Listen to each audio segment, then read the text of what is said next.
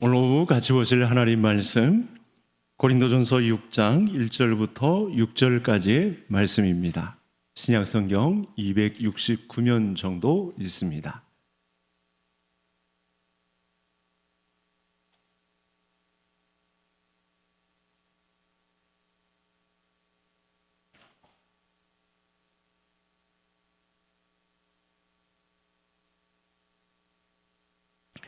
찾으셨으면 한 절씩 교독하시겠습니다. 너희 중에 누가 다른 이와 더불어 다툼이 있는데 구태여 불의한 자들 앞에서 고발하고 성도 앞에서 하지 아니하느냐?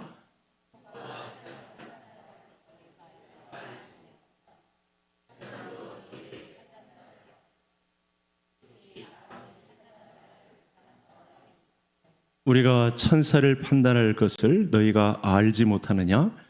그러하거든 하물며 세상 일이랴.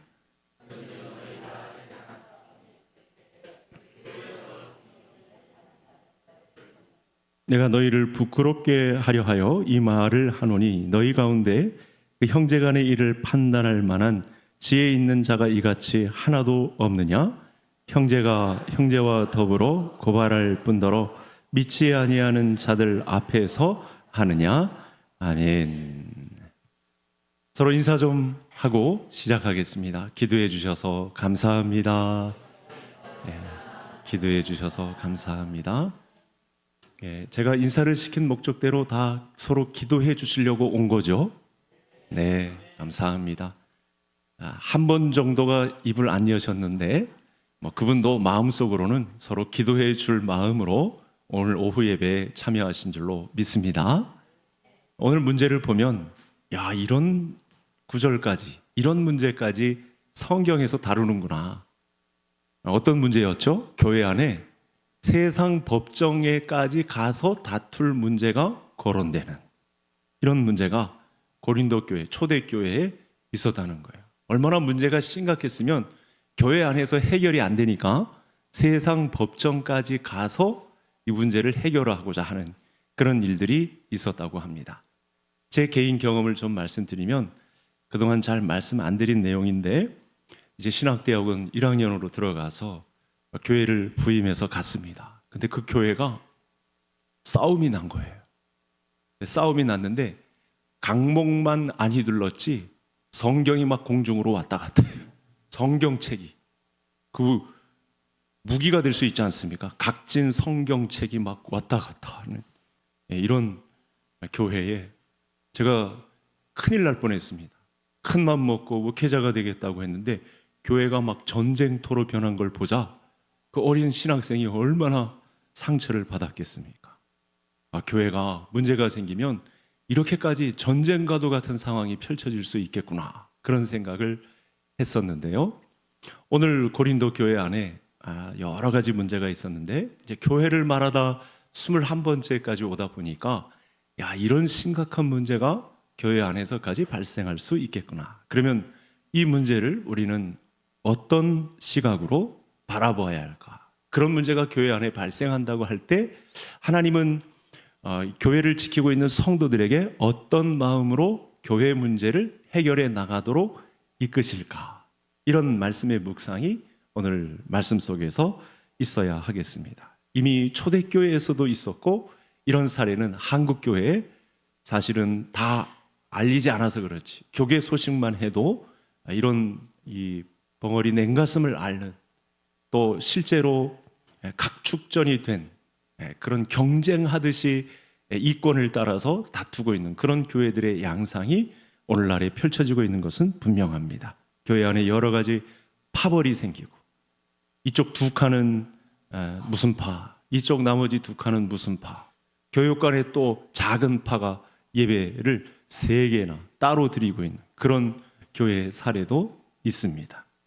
이런 갈등은 다양한 갈래로 초대교회에서부터 지금 한국교회, 전 세계 교회까지 펼쳐지고 있는 그런 모습입니다. 그래서 교회를 공부할 때 이런 문제까지 하나님은 다루셨구나. 이런 문제, 이 죄악이 번성한 이 시대에도 능히 일어날 수 있었겠구나. 우리 개성교회도 예배는 아니겠구나 라는 생각을 하면서 오늘의 문제를 살펴보고자 합니다.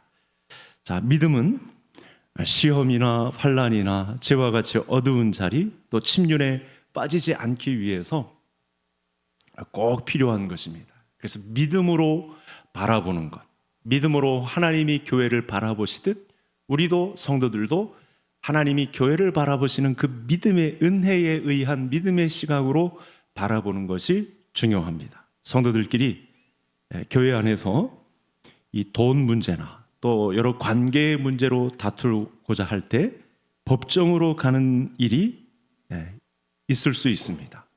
내가 저 사람 이번에는 꼭 참지 않고 법정에 세우겠다. 나를 뭘로 보고 나를 이렇게 하대하는가. 저 사람 이번에 매운맛 좀 보게 해야 되겠다.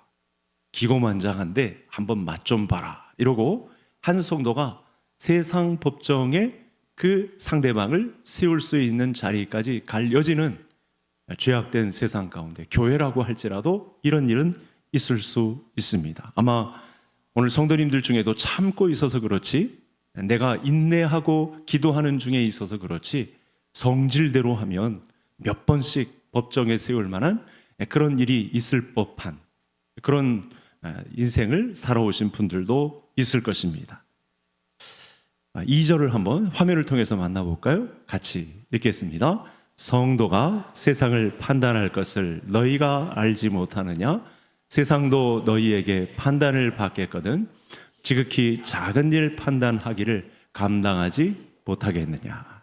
고린도 교회는 문제가 심각한 경우인데 하나님께서 그들을 성도라고 부릅니다. 교회로 인정하고 있습니다. 그런데 교회 안에 정말 심각할 정도의 다양한 문제가 펼쳐져 있을 때 결론부터 이야기합니다.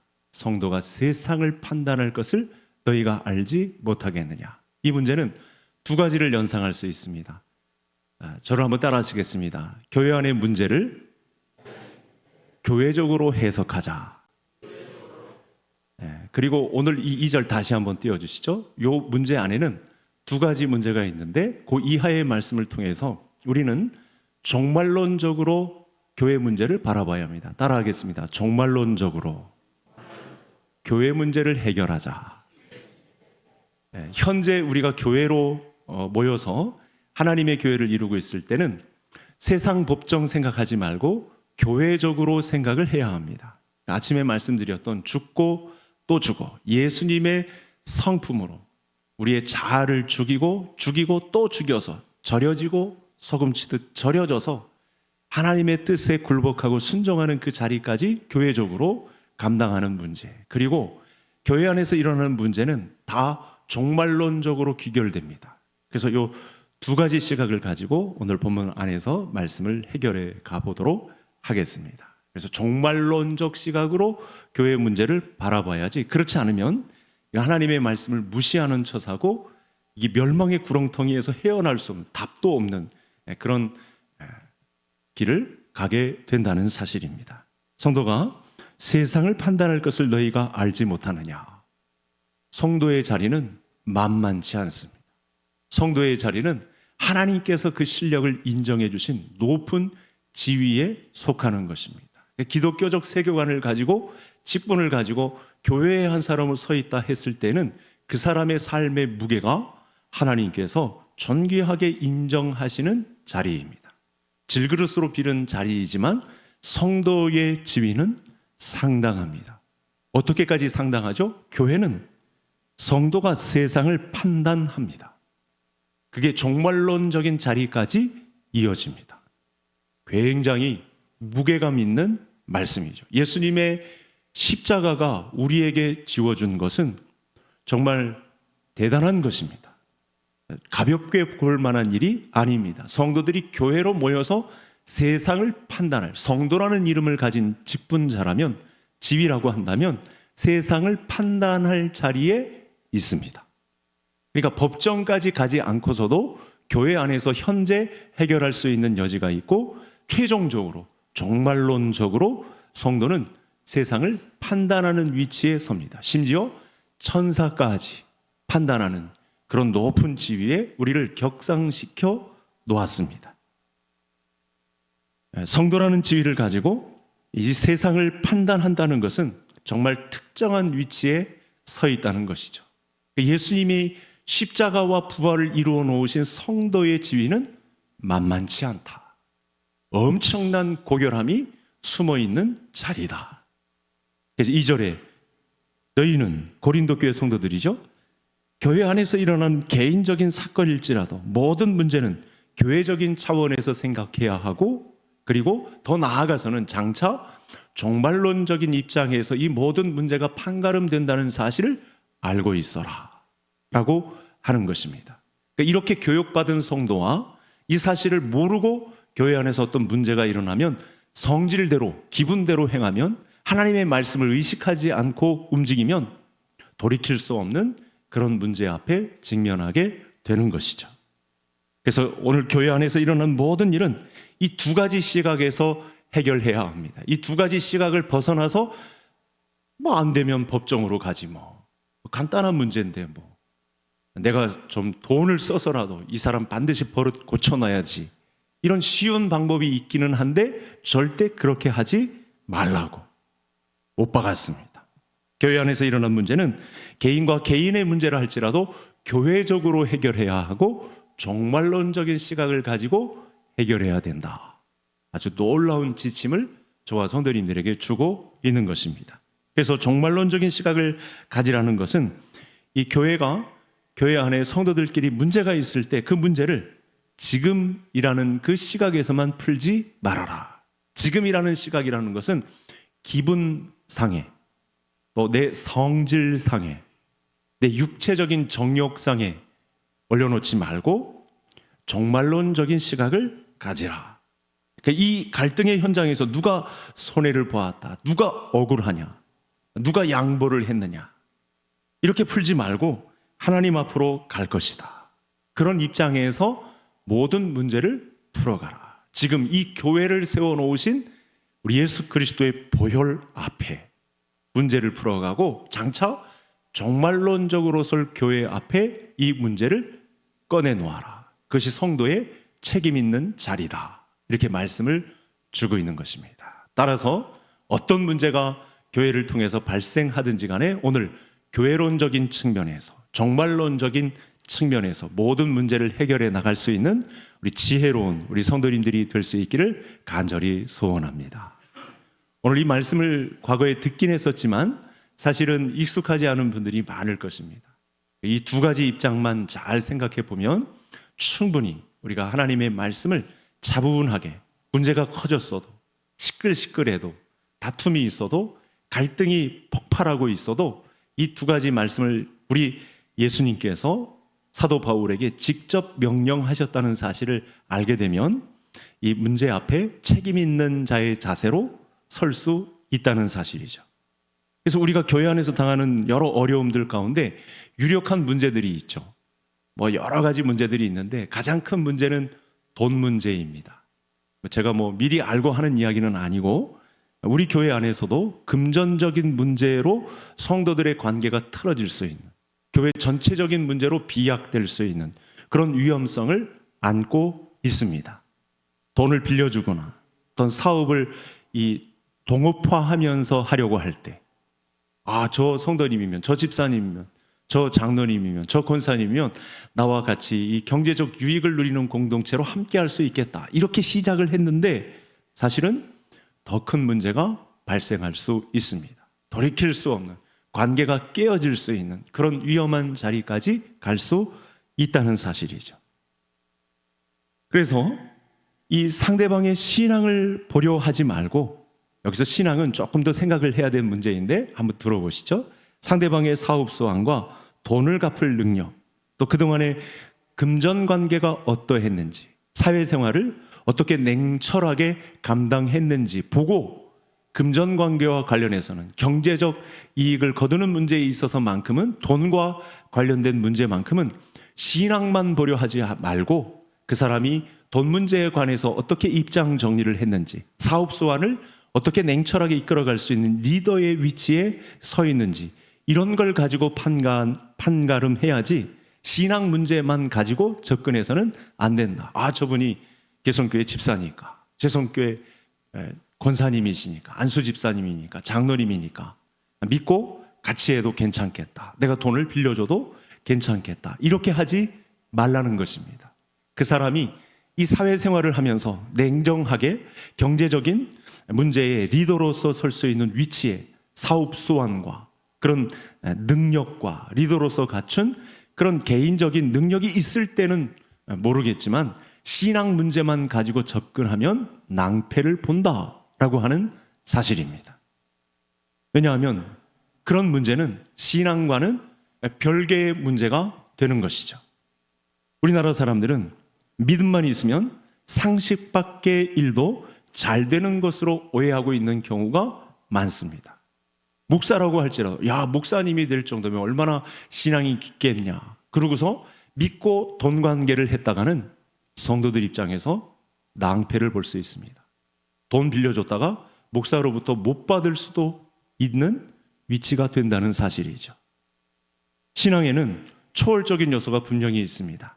근데 이 초월은 상식과 과학을 넘어선 것에 있는 것이지 상식과 과학을 외면하고 있는 것에 있는 것이 아니다. 그 성도들이 각자의 위치에서 인격을 담을 수 있는 위치에까지 사실은 초월해 있진 않습니다. 몰상식한 것은 초월이 아닌 것이죠. 상식과 논리성, 과학적인 것을 비웃고 그것을 배타적인 것으로 취급하고 말도 안 되는 자리에 가 있는 것, 그것을 초월이라고 하거나 믿음이 있다라고 하거나 그렇게 평가하지 않는다는 거예요. 한국 사람들이 얼마나 정이 많고 얼마나 사람을 쉽게 믿는지 이 초월적인 요소를 신앙에 그리고 경제적인 생활에까지 옮겨놓으며 막 믿으려고 덤빈다고 한다는 것인데 그렇게 하지 말라는 것입니다. 그런 측면에서 교회가 가끔 계모임, 저도 가끔 말씀드립니다만 직분 교육을 할 때도 마찬가지입니다만 계모임을 교회 안에서 결성하면 안 됩니다. 큰일 납니다. 이런 낭패를 그대로 볼 수 있습니다. 고스란히 자기가 책임을 져야 되는 자리에까지 갈 수 있습니다. 신앙의 높은 경지에 이르기 위해서는 그래서 오늘 예수님이 사도 바울을 시켜서 말씀하신 이 교회론적이고 종말론적인 시각에서 교회 문제를 바라보는 것이 정확합니다. 이 세상에서 금전관계, 이해관계 혹은 억울함이라는 것을 지금 이것이 얼마나 나에게 손해인가 따지지 말고 교회론적으로 그리고 종말론적으로 접근해라. 사도 바울이 이 말씀을 주고 있습니다. 자, 내가 200만 원을 뜯겼다. 그러면 반드시 받아내고야 말겠다. 그렇게 먼저 접근하지 말고 이 사건을 통해서 내가 주님의 심정을 헤아려 보겠다. 그런 마음의 자세가 있지 않고서는 그런 마음의 자세로 내가 200만 원을 뜯기면서라도 손해나도 괜찮다라고 하는 예수님의 심정을 가지고 접근하면 괜찮겠지만 그게 아닌 그냥 신앙의 이름만으로 접근했다가는 모든 관계 다 파산되고 돌이킬 수 없는 그런 상태에 이르게 된다는 사실이죠. 내가 이 일을 통해서 그렇다면 믿음이 더 한층 성숙해지겠다. 예수님의 마음을 헤아려 볼 수 있겠다. 그렇게 작정하고 덤벼들면 200만 원 아니라 500만 원, 1000만 원까지라도 내가 감당할 수 있는 수준의 일은 감당하겠지만 그게 아닌 단순히 넉넉고 경제적인 이익을 저분이 집사니까, 저분이 장로님이, 저분이 권사님이니까 믿고 한번 맡겨봐야 되겠다. 이렇게 했다가는 큰 낭패를 본다. 법정으로까지 갈 수 있는 위험의 요소가 있다라고 하는 것이죠. 자, 이렇게 하지 않으면 100이면 100 다 세상 법정에 서게 된다. 그런 믿음의 구축이 이루어지지 않고서는 그래서 처음부터 아예 교회론적으로 모든 문제를 바라보고 또 종말론적으로 바라보라고 하시는 예수님의 마음을 우리가 이해해야 한다는 것이죠. 돌이 들어간 이상 최소한의 차용 증서를 써주었을 것이고 각서도 받았으니 법정으로 가면 내가 반드시 승소할 것이다. 그러나 그렇게 가는 것은 개인적인 차원의 승소만 남아있지 교회를 선물로 주신 예수님과의 관계에서는 플러스 될 것이 아무것도 없다는 사실이죠. 본문에 의하면 이 종말에는 우리를 교회의 사람으로 세워주신 예수님에 의해서 천사의 자리까지 판단하는 위치에 성도를 올려놓으셨습니다. 교회 안에서의 성도의 위치는 호락호락한 자리가 아닙니다. 예수님과 동등한 위치에서 상대할 수 있는, 하나님 입장에서는 예수님이 아들이신데 그 아들의 위치에 격상시켜 놓으면서까지 우리 신앙 성도의 위치를 올려놓으신 것이 하나님 아버지의 마음이라고 합니다. 하나님 나라에는 이런 일이 가능합니다.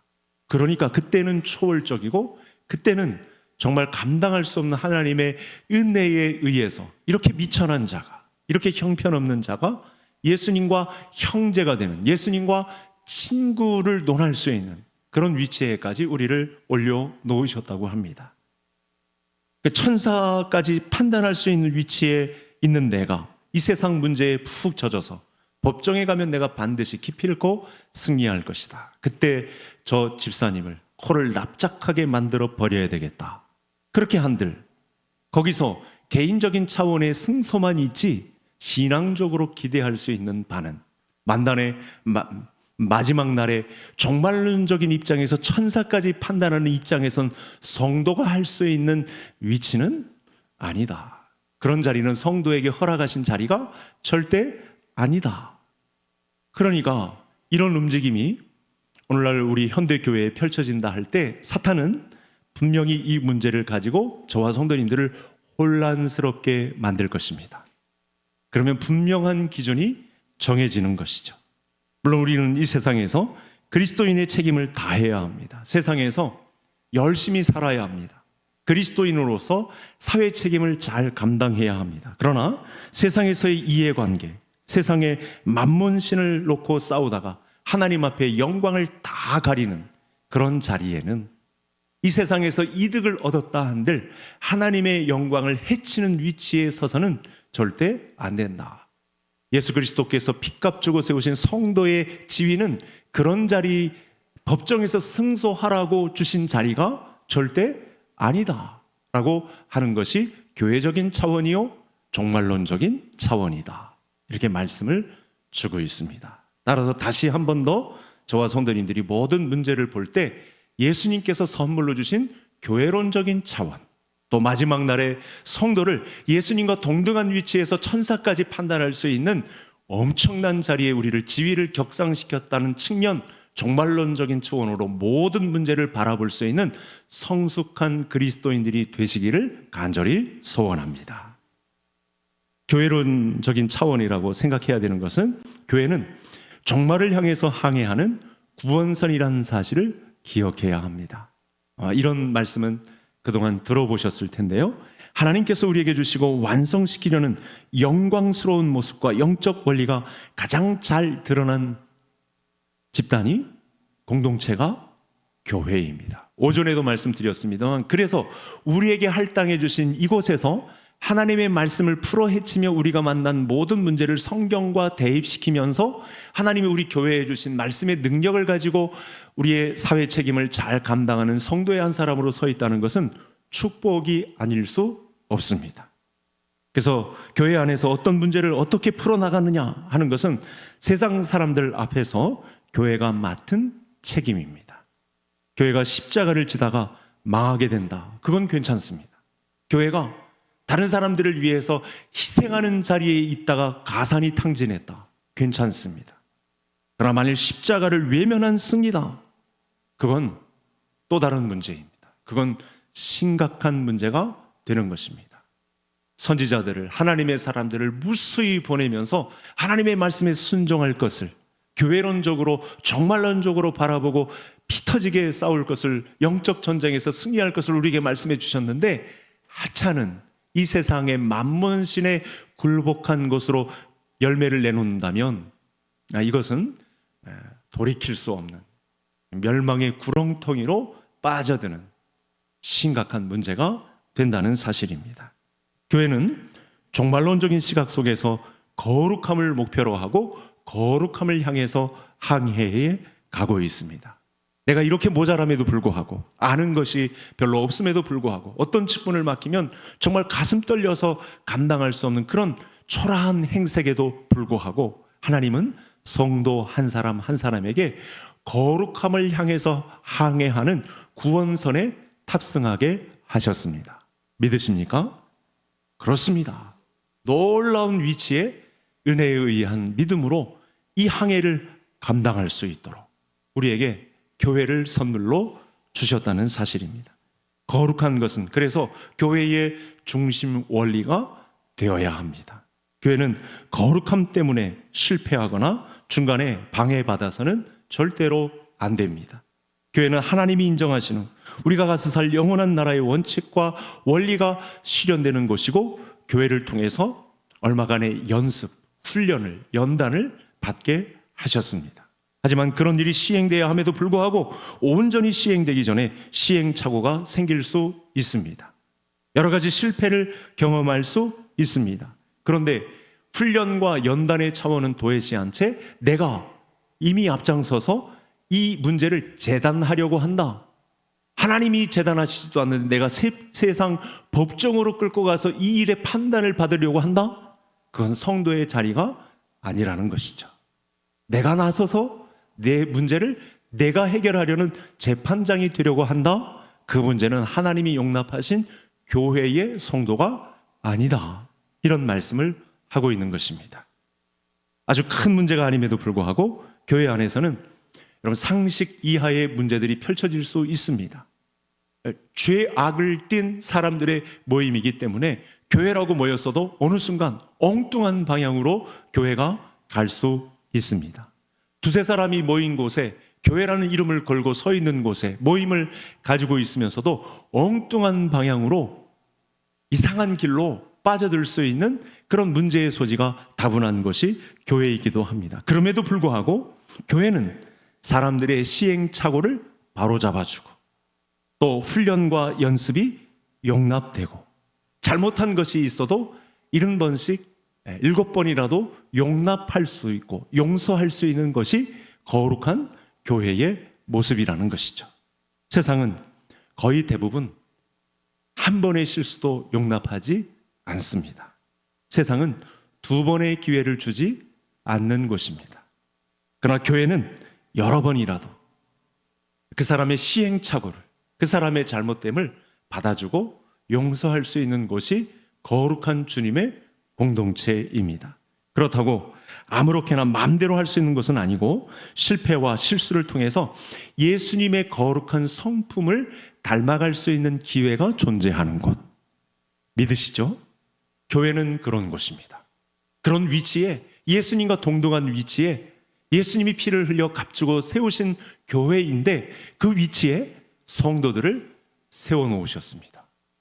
그런 일을 할 수 있는 성도의 위치로 우리를 격상시켜 놓은 것이죠. 그것이 예수님의 십자가와 부활의 능력입니다. 죄를 멀리하는 자리로, 악은 모양이라도 버리는 연습을 감당해내는 것이 바로 주님의 교회다. 그렇게 되기까지 교회는 절대로 사람들을 쫓아내지 않고 붙잡아서 훈련도 시키고 함께 웃고 울면서 고치는 것을, 그렇게 성숙되어져 가는 모습을 세상 사람들 앞에 불신자들에게 보여줄 수 있는 곳이 또한 교회여야 한다. 인정하실 수 있기를 바랍니다. 교회는 그 안에 있는 사람이 다른 사람보다도 신앙이 좋다는 것을 경쟁하거나 따진다거나 이기적으로 누른다거나 그보다 나는 반드시 앞서야 된다라고 하거나 자랑을 삼거나 그 자신의 성격대로, 내 마음대로, 기분대로 할 수 있는 곳은 아닙니다. 교회는 함께 가는 곳입니다. 실패한 자들이 종말론적인 시각에서 우리를 다시 신령한 몸으로 부활시켜서 그 나라의 신부로 삼고자 하시는 하나님의 마음을 발동시킬 수 있는 곳이 교회여야 합니다. 거듭된 실패 속에 할 수 있습니다. 예수님은 당신과 친구 되고 싶어 하십니다. 동등한 위치에 항복을 받아내고 하나님 나라의 거룩한 사명을 감당할 수 있는 위치에 당신을 올려놓으셨습니다. 그렇게 격려하며 가는 공동체로 우리 교회를 삼으셨다는 사실이죠. 그래서 교회는 더디 가도 함께 가는 것이다. 따라하시겠습니다. 교회는 더디 가도 함께 가는 것이다. 이 안에는 여러 가지 의미를 내포하고 있습니다. 아까 말씀드렸던 대로 법정은 가지 않아야 합니다. 성도의 자리는 세상의 불신자들에게 내어줄 수 있는 여지가 없습니다. 예수님께서 그 일을 위해서 피를 흘린 것이 아닙니다. 대신 시행착오를 겪으며 모간한 부분을 깎아내며 서로의 잘못을 용납할 수 있기까지 연단될 수 있는 여지는 베풀어야 합니다. 그것이 주님이 피값 주고 흘리신 교회의 사명입니다. 교회 한 사람으로 참여한 우리에게는 하나님께서 거룩함을 완성해 가도록 성령께서 관여하시는 곳입니다. 주의 성령께서 미천한 사람을 용납하시며 가는 길입니다. 일직선적으로 쭉 훑어가면서 이 경쟁에서 뒤처진 사람들은 다 몰아내고 눈도 안 마주치지 않고 계속해서 일직선 방향으로 냉철하게 간다. 그건 교회가 아닙니다. 굴지의 1급 기업에서나 있을 만한 일이고 교회에서는 더디 가도 시행착오를 겪는 사람이 있다 할지라도 아직도 깨닫지 못하고 어린아이의 발걸음을 하고 있는 성도라 할지라도 같이 함께 손잡고 갈 수 있는 곳이어야 한다.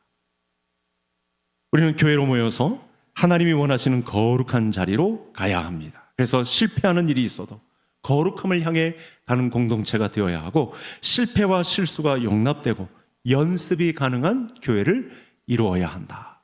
정금같이 연단될 과정을 꽃피울 수 있는 곳이 계속 교회여야 한다. 그래서 성경책은 하나님이 부르신 자녀들이 완성을 향해서 간다는 사실을 예수 그리스도의 완전한 그 모습에 이르도록 허용을 하는 것이 교회여야 한다고 말씀을 주고 있습니다. 마지막 성경을 한번 화면을 통해서 만나보시겠습니다. 같이 읽겠습니다. 은사는 여러 가지나 성령은 같고 직분은 여러 가지나 주는 같으며 또 사역은 여러 가지나 모든 것을 모든 사람 가운데에서 이루시는 하나님은 같으니 각 사람에게 성령을 나타내심은 유익하게 하려 하심이라. 그래서 이제 말씀을 닫겠는데 교회는 지극히 종말론적인 공동체여야 합니다. 교회가 종말론적이라는 것은 교회가 거룩함이 완성되는 지점을 향해서 달려가고 있는 곳이라는 것을 표명하는 곳입니다.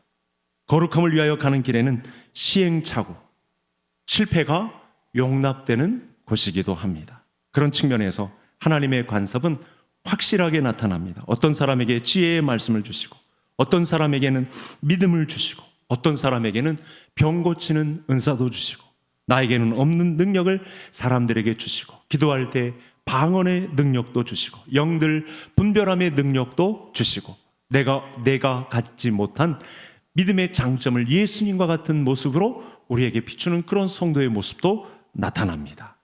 이 모든 것은 교회의 유익을 위해서 실패함을 겪고 시행착오를 겪는 교회 가운데 주시는 하나님의 은혜라고 하는 사실입니다. 여러분 앞으로도 그런 은혜와 능력이 우리 개성교회에 나타나기를 기도해 주실 수 있는 성도님들이 되시기를 바랍니다. 그러니 우리는 교회에 어떤 일이 일어나든지 일어나지 않든지 조급해하지 마시기를 바랍니다.